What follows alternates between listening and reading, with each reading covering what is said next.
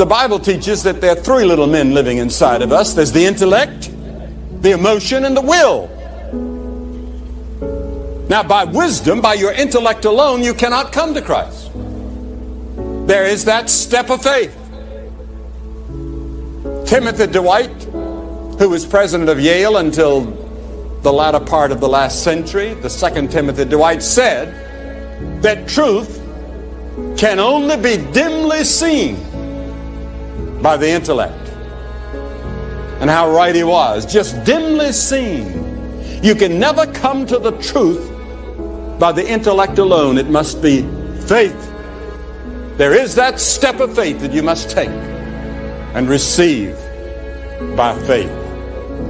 But my emotion looks at Christ on the cross and I say, I could love him. He died for me. I look at the judgments that are promised in the Bible and I'm afraid. That's emotion. But the thing that God is really getting at is your will.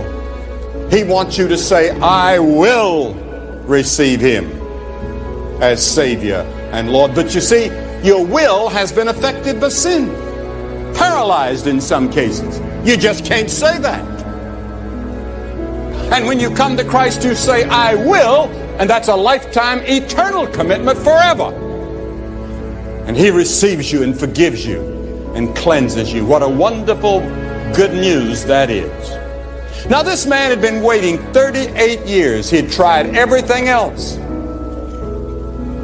He had tried 14,000 times to get in that water, if you count every day. And perhaps you could do that. But he was now hopeless, helpless, lying there on that pallet, crippled, no friends to help him in the water first. And Jesus goes up to him. And he went to him probably because he was the worst case there. And he said, do you want to be healed? But you know, Jesus' question to this man sounds almost cruel. Every day he tried. But then you start to think about it, it wasn't so cruel after all. Do you really want Christ in your life? Do you? Do you really want him to come into your heart? Are you really ready to meet his demands and surrender everything to him and make him your Lord?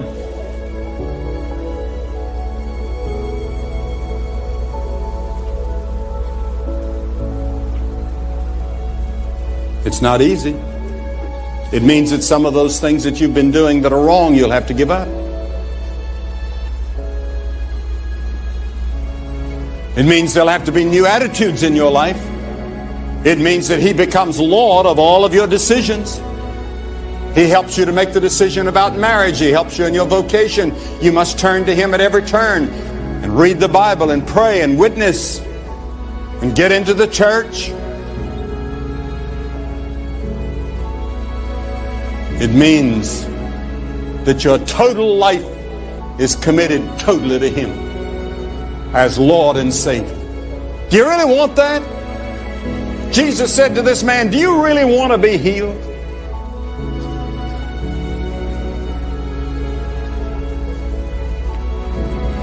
Do you? You can be tonight. You see, the closer we get to him and realize his demands, the more we're not sure. Jesus said, will you be made whole? Would you let Christ make you whole tonight? Apparently this man answered, yes, I want to be made whole. That's all you have to say. Yes, I want to be made whole.